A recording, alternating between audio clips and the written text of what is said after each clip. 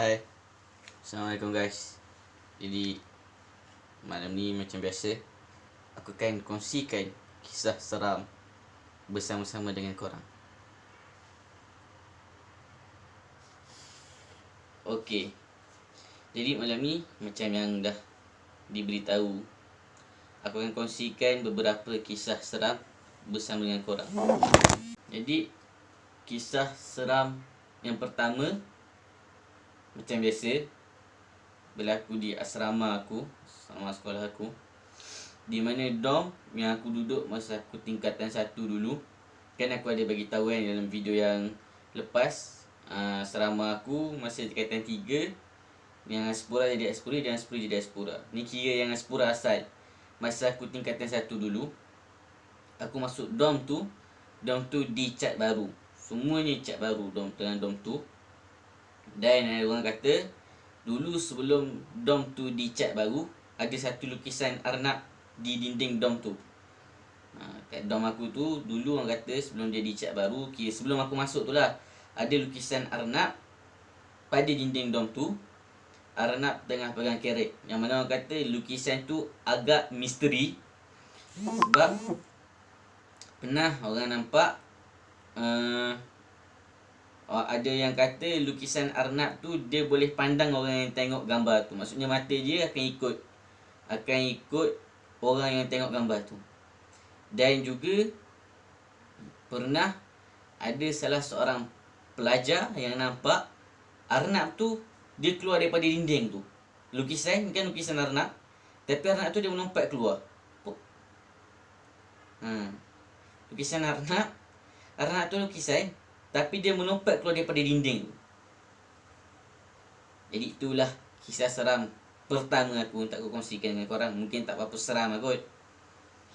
Dan kisah kedua yang aku nak kongsikan pada korang malam ni adalah kisah yang berlaku pada aku, umi aku dan abang dan kakak aku, yang berlaku di rumah aku. Tapi bukan rumah ni, rumah yang lama, rumah dulu yang kita orang duduk sebelum kita orang pindah rumah ni. Rumah yang kita orang duduk dulu 2 tingkat. Tingkat bawah dengan tingkat atas lah. Depan rumah tu ada satu pokok mangga. Pokok mangga yang besar, rimbun. Jadi kisah ni berlaku pada satu malam. Malam tu aku, abang aku dengan kakak aku, masa tu kita orang kecil lagi, sekolah rendah lagi. Masa tu aku pun dah jam berapa baru lah. Kiranya malam tu kita orang tidur dengan umi kita orang, dan bilik umi kita orang, tidur dengan umi dengan abah. Dan malam tu dah nak malam lah. Umi aku tanya siapa dia nak dengar bunyi musang. Sebab umi aku kata semalam umi aku ada dengar bunyi musang. Jadi kita orang masuk kan kecil lagi kan, excited lah nak dengar bunyi musang nak tengok musang. Kita orang excited kan. Tiba-tiba dia dengar satu bunyi, lebih kurang macam bunyi musang. Umi aku kata, tu bunyi musang. Umi aku pun buka lah pintu bilik dia kan. Kan depan, kan master bedroom kan, depan tu ada macam balkoni. Lepas tu ada awning sikit daripada balkoni tu. Lepas tu baru ada pokok mangga tu. Umi aku kata tu bunyi musang. Lepas tu umi aku pun buka pintu nak tunjuk musang lah kat kita orang. Kita orang pun dengan excited ni nak tengok. Sekali bila buka pintu tu, apa yang umi aku nampak adalah 2 biji mata yang merah menyala tengah pandang kat kita orang. 2 biji mata yang merah menyala tengah pandang kat kita orang. Dan keesokan harinya umi aku tak berapa sihat. Bila umi aku tak berapa sihat, bila pergi jumpa lah dengan seorang ustaz ni, ustaz tu kata ada orang lepas dia punya hantu raya dekat kawasan tu. Kiranya yang masa malam umi aku tunjuk musang tu, sebenarnya musang tu bukanlah musang. Jadi itulah kisah aku yang kedua. Dan kisah yang ketiga yang aku nak kongsikan dengan korang pada malam ni, kisah yang berlaku di rumah lama aku juga. Masa tu aku seingat aku baru darjah 1 mungkin lah.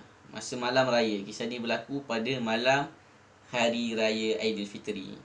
Masa tu aku darjah 1, darjah 2 macam tu lah. Aku pun tak berapa ingat lah darjah berapa, tapi aku kecil lagi lah masa tu. Malam raya kan macam biasa lah, orang sibuk masak rendang, buat biskut raya kan. Jadinya masa tu duduk rumah 2 tingkat tu lah. Masa tu aku duduk dekat atas. Dia ruang tamu kat atas tu kita orang ada TV tau. Lepas tu TV sini ada 2 bilik, sini ada 1 master bedroom, bilik Umi dengan abah aku. Bilik Umi dengan abah aku masa tu tak tutup pintu. Masa tu semua orang ada dekat bawah, yang ada dekat atas. Aku dengan abang aku seorang tengah tengok TV. Bila aku pandang dalam bilik Umi aku tu, aku ternampak ada kelibat kain putih. Tapi tak ada pun sebarang baju yang berwarna putih digantung dalam bilik Umi aku masa tu.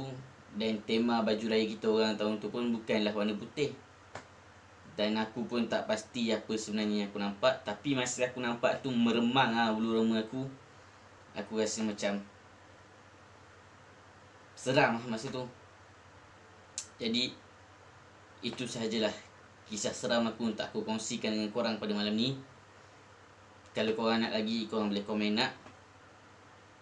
InsyaAllah aku akan kongsikan lebih banyak lagi kisah seram bersama dengan korang.